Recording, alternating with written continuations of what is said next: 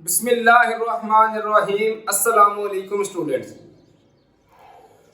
आज की इस वीडियो में हम चैप्टर नंबर 1 तबई मिकदारें और इनकी पैमाइश के दो न्यूमेरिकल नंबर 1.5 और न्यूमेरिकल नंबर 1.6 को सॉल्व करने की कोशिश करेंगे। बहुत ही इजी क्वेश्चंस हैं। क्वेश्चन नंबर 5 है, दर्ज झैल को हल करके जवाब साइंसी नोटेशन में लिखें।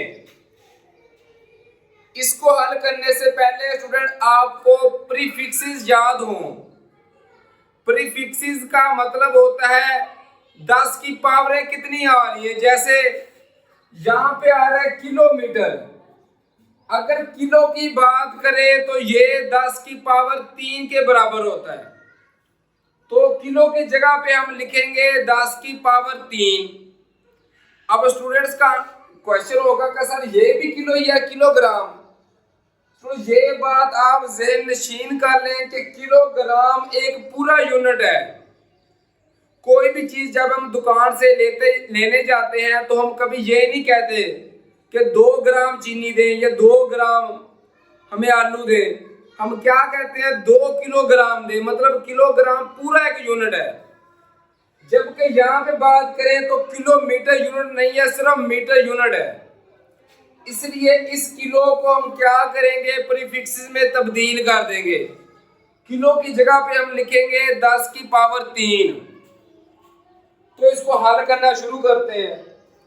तो ये देखिए, बाकी उसी तरीके के साथ आ जाएंगे। 3 ज़रब 10 की पावर 2 किलोग्राम ज़रब 4.0 का मतलब आप 4 भी लिख सकते हैं। ज़रब 10 की पावर, किलो की जगह पे 10 की पावर 3 आ गया मीटर,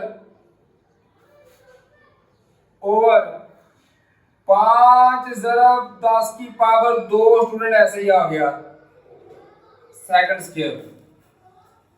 अब क्या करेंगे, नंबर्स आपस में ज़रब हो जाएंगे और जो 10 की पावरें हैं उनको आपस में कर सकते हैं।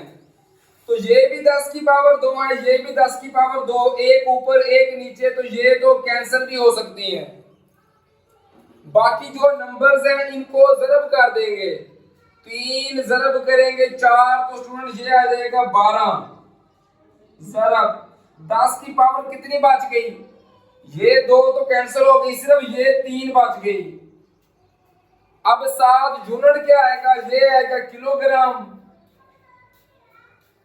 उसके अलावा ये हमारे पास m आ गया, ओवर जो बटे के नीचे आ रहा है 5s², ये ऐसे ही आ जाएगा।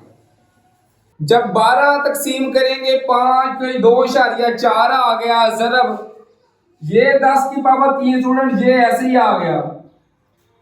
अब यूनिट क्या आएगा, ये आएगा किलोग्राम, ये m ऐसे ही आ गया। अब s² है, ये बटे के नीचे है। पहले हम पढ़ चुके हैं कि कोई भी चीज अगर बटे के नीचे जमा में होगी तो ऊपर जाकर उसकी पावर का साइन तब्दील हो जाएगा। ये जमा 2 है तो ऊपर जाके s की पावर हो जाएगी -2। इस तरह ये स्टूडेंट हमारा आंसर आ गया क्वेश्चन नंबर न्यूमेरिकल नंबर 5 का। बिल्कुल इजी न्यूमेरिकल है। उम्मीद है कि ये न्यूमेरिकल आपको बआसानी समझ आ गया होगा। अब हम हल करने की तरफ चलते हैं न्यूमेरिकल नंबर 1.6। इसी तरह न्यूमेरिकल नंबर 1.6 है, दर्ज झैल में पैमाइश के नुमाया हिस्सों की तादाद लिखें। अब नुमाया हिस्से क्या होते हैं, 0 के अलावा जितने भी हिस्से हैं स्टूडेंट वो सारे नुमाया हिस्से हैं। उसके अलावा फिजिक्स की बुक में अगर आप गौर करें, नुमाया हिस्सों की जो खुसूसियात हैं वो ये हैं कि जब भी कोई नंबर आएगा उसके बाद जो 0 आएंगे वो भी हमारे पास अहम हिस्से ही काउंट होंगे। जो नॉन 0 हिस्से हैं 0 के अलावा वो तो हमारे पास अहम हिस्से हैं ही, लेकिन जो आ रहे हैं नंबर्स उनके बाद जो सिफर आएंगे वो भी हमारे पास अहम हिस्से होंगे। नंबर से पहले अगर सिफर आ रहे हैं तो वो अहम हिस्से नहीं है। अलग पार्ट की बात करें तो ये देखिए 2 आ रहे हैं नॉन जीरो हिस्से 4 और 5, सिफर आ रहे हैं लेकिन इनसे पहले आ रहे हैं, इसलिए ये हमारे पास आम हिस्से सिफर काउंट नहीं होंगे। सिर्फ 2 आम हिस्से होंगे तो हम लिखेंगे 2 तादाद आ रही है। बे की बात करें तो ये देखिए इसमें कितने आ रहे हैं, 1 2 3 हिस्से ऐसे हैं जो सिफर के अलावा हैं। उसके अलावा जो सिफर है वो भी 2 के बाद है, मतलब ये भी काउंट होगा आम हिस्से में। तो यहाँ पे आम हिस्सों की तादाद हो जाएगी 4। जीम पार्ट की बात करें तो इसमें देखें 2 है जीरो के अलावा, 2 तो नुमाया हिस्से हो गए। अब 0 है वो क्या है, इन नंबर्स के बाद आ रहा है तो ये भी नुमाया हिस्से में काउंट होगा। तो यहाँ पे नुमाया हिस्से की तादाद हो जाएगी 3। दाल पार्ट की बात करें स्टूडेंट, एक बात ज़हन नशीन कर लें कि ये जो 10 की पावर 4 है इसका कोई सरोकार नहीं है अहम हिस्से से, सिर्फ इन नंबर्स पे गौर करेंगे।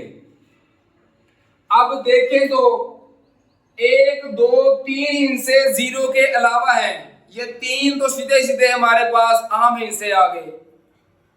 जो सिफर आ रहा है वो भी इन हिस्सों के बाद आ रहा है तो वो भी हमारे पास आम हिस्सा होगा। तो यहाँ पे 1 2 3 4 अहम हिस्से आ रहे हैं।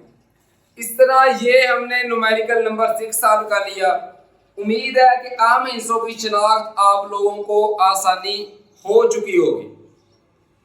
अब हम अगली वीडियो की तरफ चलते हैं जिसमें हम न्यूमेरिकल नंबर 7 और 8 को हल करेंगे। दुआओं में याद रखिए स्टूडेंट, अपना और अपने वालिदैन का बहुत सारा ख्याल रखिए।